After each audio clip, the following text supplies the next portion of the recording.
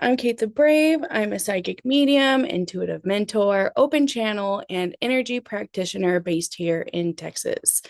This is a space where we talk about intuition, spiritual work, healing, and what it actually looks like to live this in your real life in a way that is grounded, honest, and practical. Here in the Brave household, we have officially finished school. We are moving into summer. It has been raining. The vibes are vibing. And I am so excited to be here talking to you today. Today, I want to talk about something that completely changed the way that I approach spiritual work, relationships, healing, and honestly, life in general. This is the difference between holding space and carrying someone else's energy. For a really long time, I didn't know the difference. When I first started offering my services publicly, I was exhausted all of the time. Like, deeply cannot get out of bed, was not showering regularly, brushing my teeth regularly, exhausted, deeply exhausted, emotionally, energetically. I was irritable, burnout. I'm sure there are videos around where you can tell, you know? And I thought I was doing a good job. And I still do think I was doing a good job. We do the best with what we have in the moment.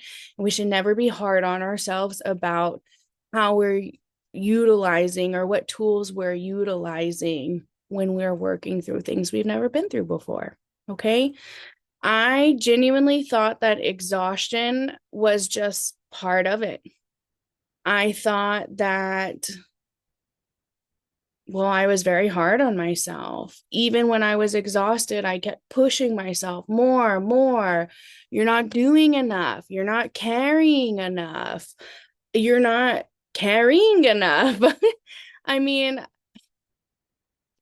I thought that's what it was supposed to be. I thought that being a good psychic or a healer, it meant fully taking people on.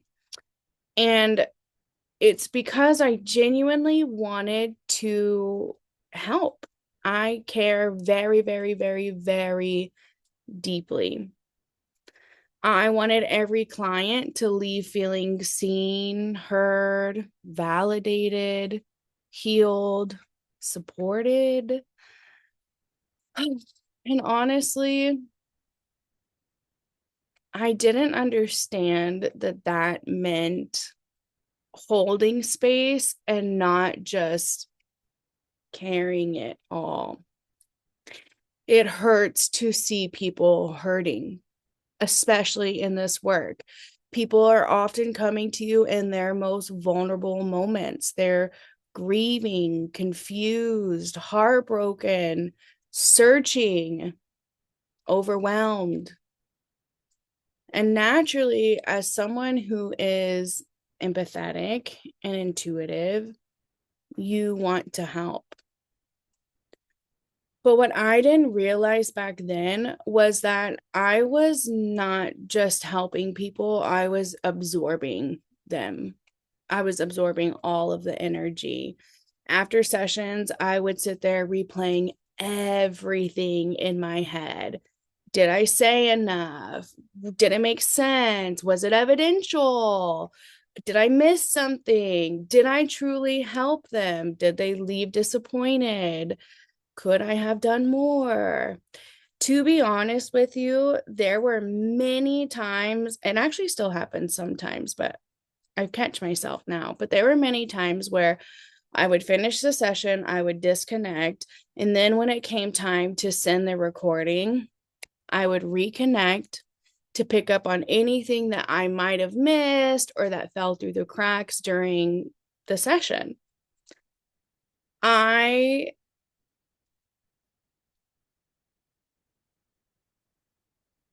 didn't have great boundaries, and people had constant access to me.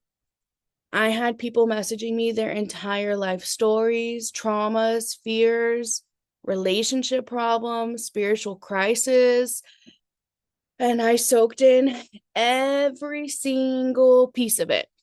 I thought that I had to solve it all and carry it all for them because I could, because I had the ability. And I don't even mean that from like an ego position. I just I thought that's how you helped people. And eventually my body started telling me otherwise. I was exhausted constantly. I was emotionally overloaded. I was missing quality time with my kids because mentally and emotionally, I was still carrying everyone else around me. And that's a big deal. Okay. I love my kids deeply. I love my kids. And I really was always on my phone, was always working. I always answered every single person who reached out to me with what they were going through, which I still like to do. I still like to reply to messages, but I have to and had to realize that boundaries are necessary and they're a vital part of this world, of everyone's world, really.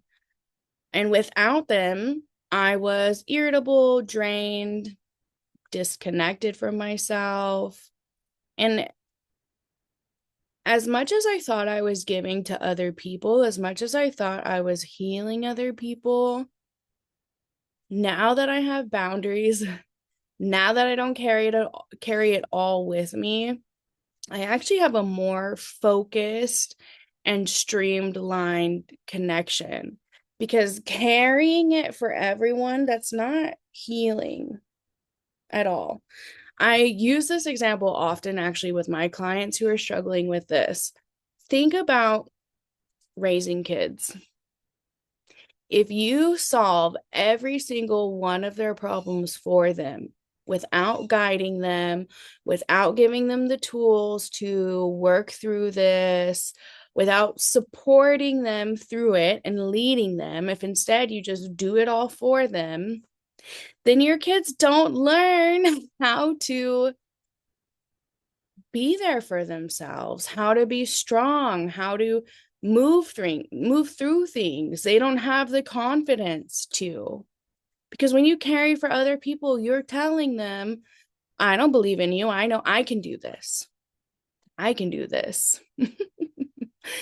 There's a moment that really shifted this for me, actually, and it was when I went to a rape ceremony once, and there was a woman next to me who was really struggling emotionally.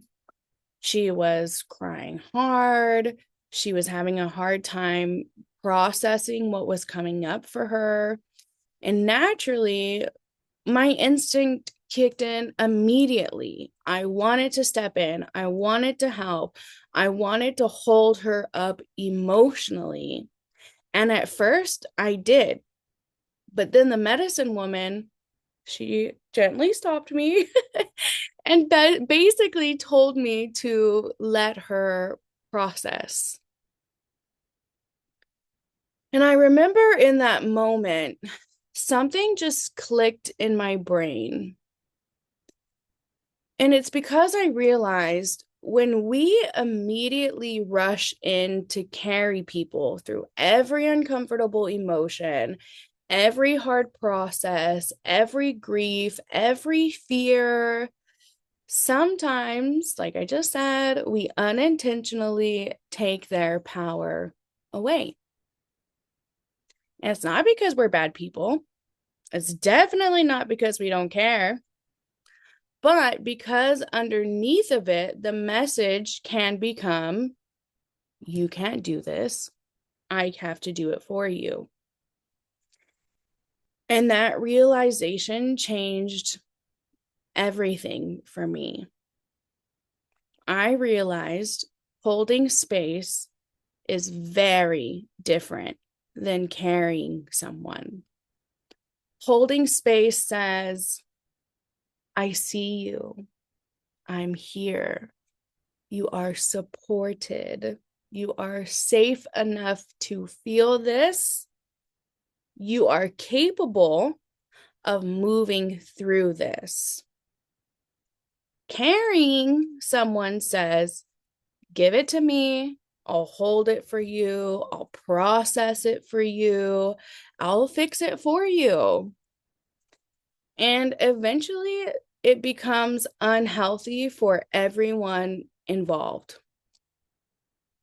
I think a lot of people in healing spaces, spiritual spaces, caregivers, moms, friendships, relationships, we confuse over functioning with love. But love does not require self-abandonment. Compassion does not require self-destruction.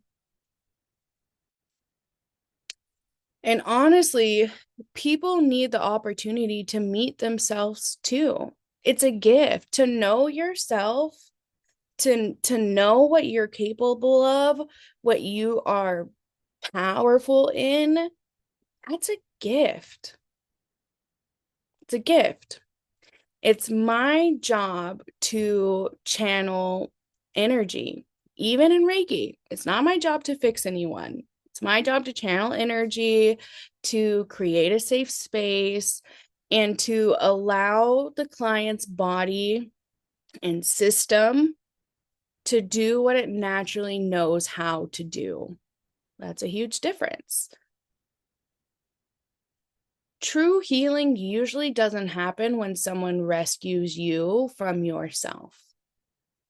True healing happens when someone reminds you that you are capable of walking through hard things. And this changed the way I work entirely. I no longer believe my job is to carry people. I believe my job is to witness, guide, support, channel what comes through, and trust the other person's ability to process and grow too.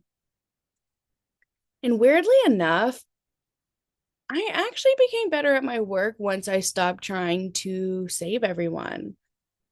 Once you stop carrying, it's a hard word, you become more grounded, more clear, more present, less burnt out, more connected to life, to yourself, your family, and your own life. And it's because if you are constantly carrying everyone else, eventually you disappear underneath the weight of it. And I don't think that's what healing work is supposed to be. I think healing work should create more life, more connections, more empowerment. I think healing should create more presence, not less, not avoidance, not numbing the things that are happening around you, but instead allowing you to be so open to it, so open to yourself, so open to life that you know how to transmute and take the good and the bad and make it into something so beautiful. So if you are someone who constantly absorbs everyone else, constantly overfunctions, constantly feels responsible for everybody's healing, emotions, reactions, outcomes, I really want you to ask yourself, am I holding space or am I carrying it? Because those are not the same thing. And if you're trying to learn how to step away from carrying other people's energies, this is step one, realizing and recognizing where you are doing these things. And then trusting other people enough to allow them to be responsible for their own emotions and their own choices.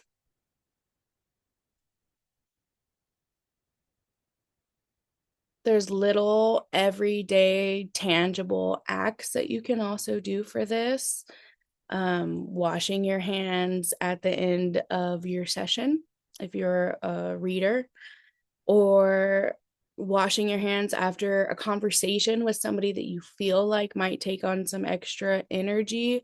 Cold water from the elbows all the way down to your fingertips, really imagining whatever this energy is falling away from you, going down the sink.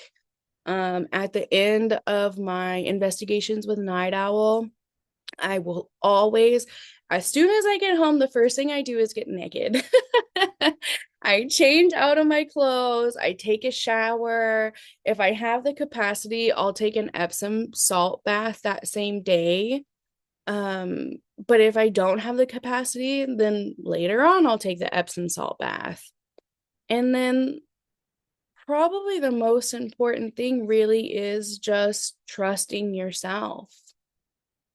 You've made it this far. You don't have to carry the weight of other people. You don't have to carry the weight of the world. If you just do your part, if you just show up as who you are, authentically, genuinely, then you already are shining a light for the people around you. You already are healing.